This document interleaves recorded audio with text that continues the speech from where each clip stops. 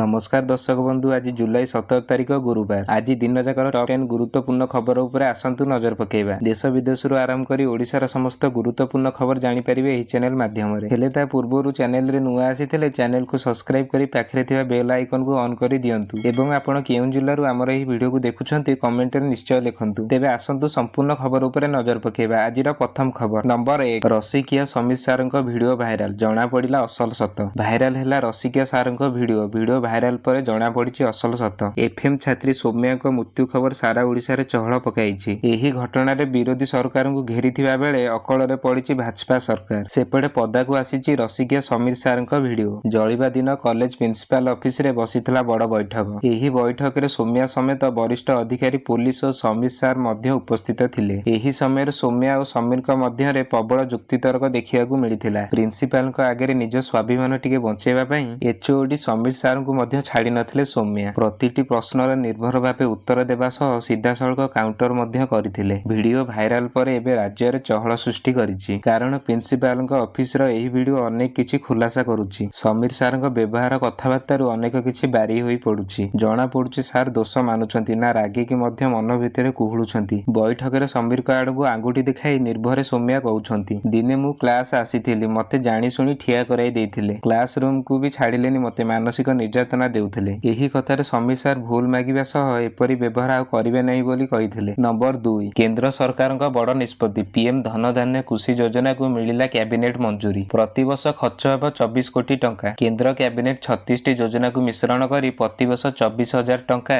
व्ययबर सहित प्रधानमंत्री धन धान्य कृषि योजना को मंजूर दैछंती। सूचना एवं प्रसारण मंत्री अश्विनी वैष्णव यह घोषणा करिसंती। नवीकरणीय शक्ति रे निवेश पई एनएलसीआईएल पई सरकार 7,000 कोटी टंका मध्य मंजूर करिसंती। यह व्यतीत नवीकरणीय शक्ति रे निवेश पई एनटीपीसी को 20,000 कोटी टंका मध्य कैबिनेट अनुमोदन करिछि। कैबिनेट बुधवार 6 वर्ष पई प्रधानमंत्री धन धान्य योजना को मंजूरी दैछि। यह अधीन रे प्रतिवर्ष 24,000 कोटी टंका खर्च करा जिवो एवं यह 100 टी जिल्ला को कवर करिवो। एही कार्यक्रम रे 36 टी विद्यमान योजना को केंद्र बजट घोषणा करा जायथिबा। एही कार्यक्रम 36 टी विद्यमान योजना को एकाकृत करिवो एवं फसल विविधता एवं स्थायी कृषि पद्धति ग्रहण करिबारे साहाय्य करिवो। केंद्र कैबिनेट निया जायथिबा निष्पत्ति विषय रे सूचना प्रदान करी सूचना एवं प्रसारण मंत्री अश्विनी वैष्णव कहिसंती जे प्रधानमंत्री धन धान्य कृषि योजना अमल परवर्ती संरक्षण वृद्धि करिवो, जलसेचन सुविधा उन्नति करिवो एवं कृषि उत्पादन को वृद्धि करिवो। एही कार्यक्रम रु 1.7 कोटी चासी उपकृत हेबार संभावना अछि। नंबर 3, 2024 रे 1.4 कोटी शिशु को दिया जाय नै कोनोसी टीका। जानंतु विश्वर चिंता काहेकि बढ़ला। यूएन जाति संघर स्वास्थ्य अधिकारी माने एक आश्चर्यजनक प्रकाश करिसंती। गत वर्ष विश्वर 14 नियुत 1 कोटी 40 लाख रु अधिक पिला एही टीका पाइबारु वंचित होइथिले। एही पिला मानक मध्यरु अधिकांश केवल 9 टी देशर, जेउ माने गत वर्ष गोटिए भी टीका पाइ नाहांती। विश्व संस्था संगठन WHO एवं यूनिसेफ मंगलवार प्रकाशित एक रिपोर्ट रे कहिसंती जे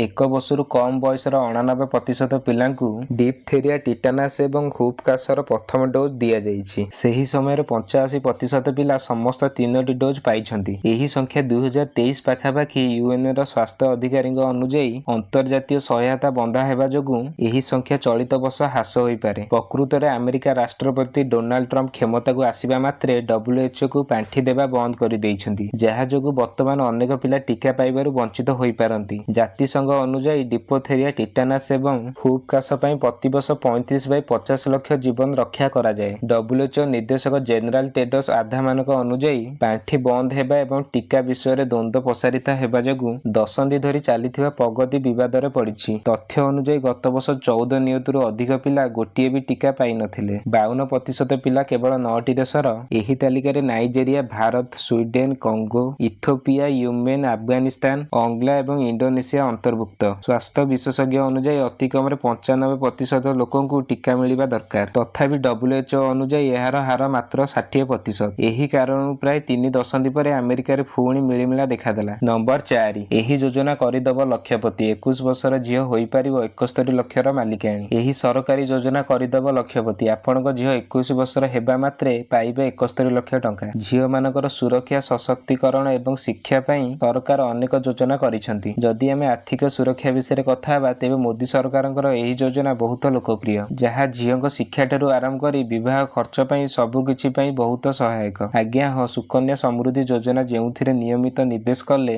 ଝିଅକୁ ବୟସ ହେବା ମାତ୍ରେ 71 ଲକ୍ଷ ଟଙ୍କା ମିଳିପାରିବ। ଝିଅମାନଙ୍କର ଭବିଷ୍ୟତ ଆଖି ଆଗରେ ରଖି ସରକାର ବେଟି ବଚାଓ ବେଟି ପଢାଓ ଅଭିଯାନରେ 22 ଜାନୁଆରୀ 2015ରେ ସୁକନ୍ୟା ସମୃଦ୍ଧି ଯୋଜନା ଆରମ୍ଭ କରିଥିଲେ। ନଭେମ୍ବର 2024 ସୁଦ୍ଧା ଏହା ଅଧୀନରେ 4.1 କୋଟି ଆକାଉଣ୍ଟ ଖୋଲାଯାଇଛି। ନମ୍ବର 5 ଆଜି ଓଡ଼ିଶା ବନ୍ଦ, କଂଗ୍ରେସ କର୍ମଚାରୀଙ୍କୁ ଜଗିବ ଡ୍ରୋନ୍। ଆଜି କଂଗ୍ରେସ କର୍ମୀଙ୍କ ଓଡ଼ିଶା ବନ୍ଦ ଡାକରା। ଏଫ୍ଏମ୍ କଲେଜ ଆତ୍ମହତ୍ୟା ଘଟଣାକୁ ନେଇ ଉଠୁଛି ପଡୁଛି ରାଜନୀତି। ପୀଡ଼ିତା ଛାତ୍ରୀଙ୍କୁ ନ୍ୟାୟ ଦେବା ପାଇଁ ଦାବିରେ ଆସନ୍ତାକାଲି ଓଡ଼ିଶା ବନ୍ଦ ଡାକରା ଦେଇଛି ରାଜ୍ୟ କଂଗ୍ରେସ। ସେପଟେ କଂଗ୍ରେସ କର୍ମୀଙ୍କ ଆନ୍ଦୋଳନ ସମୟରେ ସେମାନଙ୍କ ଉପରେ ପୂରା ନଜର ରଖିବ ପୋଲିସ। ଏଥିପାଇଁ ପୋଲିସ ଫୋର୍ସ ଅଧିକ ମୁତୟନ ହେବ। ଡ୍ରୋନ୍ ଓ ଏଆଇ କ୍ୟାମେରାରେ ନଜର ରଖାଯିବ। ସବୁ ଛକ ଅଫିସରେ ପୋଲିସ ମୁତୟନ ହେବେ। ହିଂସା ପନ୍ଥା ଆପଣାଇଲେ କାର୍ଯ୍ୟାନୁଷ୍ଠାନ ନିଆଯିବ ବୋଲି କହିଛନ୍ତି ପୋଲିସ କମିଶନର ସୁରେଶ ଦେବଦତ୍ତ। ନମ୍ବର 6 ଡ୍ରେନ୍ରେ ପଡ଼ି ଆଖି ବୁଜିଲା 3 ବର୍ଷର ପୁଅ। ସ୍ଥାନୀୟ ଅଞ୍ଚଳରେ ଶୋକର ଲହରୀ। ବେପାରୀଗୁଡାରେ ଘଟିଛି ଏକ ଅଭାବନୀୟ ଘଟଣା। ଡ୍ରେନ୍ରେ ପଡ଼ି ଚାଲିଯାଇଛି 3 ବର୍ଷ ବୟସର ଶିଶୁର ଜୀବନ। ଶିଶୁଟି ଖେଳୁଥିବା ବେଳେ ଡ୍ରେନ୍ରେ ପଡ଼ି ଯାଇଥିବା କୁହାଯାଇଛି। ହେଲେ ଡ୍ରେନ୍ରେ ପଡ଼ି ଶିଶୁର ମୃତ୍ୟୁ ଘଟିଛି। ବେପାରୀଗୁଡାର ପୂଜାରୀଗୁଡା ଗାଁରେ ଏକ ଅଭାବନୀୟ ଘଟଣା ଘଟିଛି। କିଛି ଦିନ ପୂର୍ବେ ଭୁବନେଶ୍ୱରରେ ଜଣେ ନାବାଳକ ମୁକୁଳା ଡ୍ରେନ୍ରେ ପଡ଼ି ମୃତ୍ୟୁବରଣ କରିଥିଲେ। ସମାନ ପ୍ରକାର ଘଟଣା ଅନେକ ସମୟରେ ଘଟିବା ସହ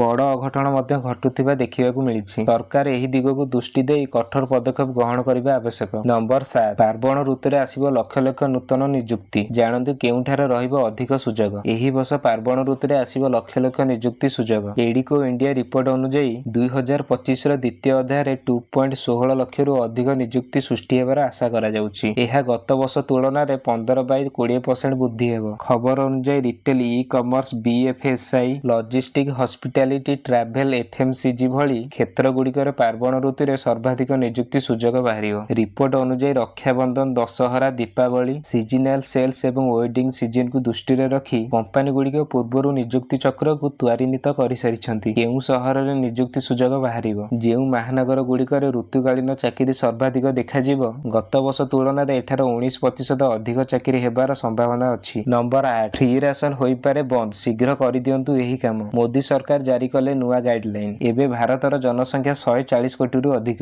ଆଜି ମଧ୍ୟ ଦେଶରେ ଅନେକ ଲୋକ ଅଛନ୍ତି ଯେଉଁମାନେ ଦିନକୁ 2 ଥର ଖାଇବାକୁ ପାଉନାହାନ୍ତି। ଭାରତ ସରକାର ଜାତୀୟ ଖାଦ୍ୟ ସୁରକ୍ଷା ଯୋଜନା ବା ନ୍ୟାସନାଲ ଫୁଡ ସିକ୍ୟୁରିଟି ସ୍କିମ୍ ଅଧୀନରେ ଏପରି ଲୋକଙ୍କୁ କମ୍ ମୂଲ୍ୟରେ ମାଗଣା ରାସନ ଯୋଗାଇ ଦିଆଯାଉଛି। ତେବେ ସରକାରୀ ଯୋଜନା ଅଧୀନରେ ସୁବିଧା ପାଇବାକୁ ହେଲେ ଲୋକଙ୍କ ପାଖରେ ରାସନ କାର୍ଡ ଥିବା ଅତ୍ୟନ୍ତ ଜରୁରୀ। ଯଦି ଆପଣ ମଧ୍ୟ ଏକ ରାସନ କାର୍ଡ ଧାରକ, ତେବେ ଆପଣଙ୍କ ପାଇଁ ଏହି କାମ ଯଥାଶୀଘ୍ର କରିବା ଅତ୍ୟନ୍ତ ଗୁରୁତ୍ୱପୂର୍ଣ୍ଣ। ନଚେତ୍ ଆପଣଙ୍କୁ ମିଳୁଥିବା ସୁବିଧା ବନ୍ଦ ହୋଇପାରେ। ଯଦି ଆପଣ ଚାହାନ୍ତି ଯେ ଆପଣଙ୍କ ନାମ ରାସନ କାର୍ଡରୁ ବନ୍ଦ ନ ପଡୁ, ତେବେ ଏହି କାମ ତୁରନ୍ତ କରାଇ ନିଅନ୍ତୁ। ଏଥିପାଇଁ ସରକାର ନୂଆ ଗାଇଡଲାଇନ ଜାରି କରିଛନ୍ତି। ରାସନ କାର୍ଡରୁ ଏହି ଲୋକଙ୍କ ନାମ ହଟାଇ ଦିଆଯିବ। ରାସନ କାର୍ଡକୁ ନେଇ ସରକାର ଏବେ କଠୋର ନିୟମ ଲାଗୁ କରିଛନ୍ତି। ନୂଆ ଗାଇଡଲାଇନ ଅନୁସାରେ ଯେଉଁ ରାସନ କାର୍ଡ ଇ-କେୱାଇସି କରିନାହାନ୍ତି ସେମାନଙ୍କର ନାମ ରାସନ କାର୍ଡରୁ ହଟାଇ ଦିଆଯିବ। ରାସନ କାର୍ଡ ପାଇଁ ଇ-କେୱାଇସି ଅତ୍ୟନ୍ତ ଆବଶ୍ୟକ ବୋଲି ସରକାର ସ୍ପଷ୍ଟ କରିଦେଇଛନ୍ତି, ଯାହାଦ୍ୱାରା ଯେଉଁମାନେ ଏହା ପାଇବା ଦରକାର ସେମାନେ ଏହାର ଲାଭ ପାଇପାରନ୍ତୁ। ନମ୍ବର 9 ସେପ୍ଟେମ୍ବରରୁ ବନ୍ଦ ହୋଇଯିବ 500 ଟଙ୍କିଆ ନୋଟ୍। ହ୍ୱାଟ୍ସଆପ୍ ଏବଂ ଅନ୍ୟାନ୍ୟ ସୋଶାଲ ମିଡିଆ ପ୍ଲାଟଫର୍ମରେ ଏକ ପୋଷ୍ଟ ଅଧିକ ଭାଇରାଲ ହେଉଛି, ଯେଉଁଥିରେ ଦାବି କରାଯାଉଛି ଯେ ସେପ୍ଟେମ୍ବର 30 ତାରିଖରୁ 500 ଟଙ୍କିଆ ନୋଟ୍ ବନ୍ଦ ହୋଇଯିବ। ଏହି ପୋଷ୍ଟରେ କୁହାଯାଉଛି ଯେ ଭାରତୀୟ ରିଜର୍ଭ ବ୍ୟାଙ୍କ ଆରବିଆଇ 30 ସେପ୍ଟେମ୍ବର 2025 ପରେ ଏଟିଏମ୍ରୁ 500 ଟଙ୍କିଆ ନୋଟ୍ ଜାରି କରିବା ବନ୍ଦ କରିବାକୁ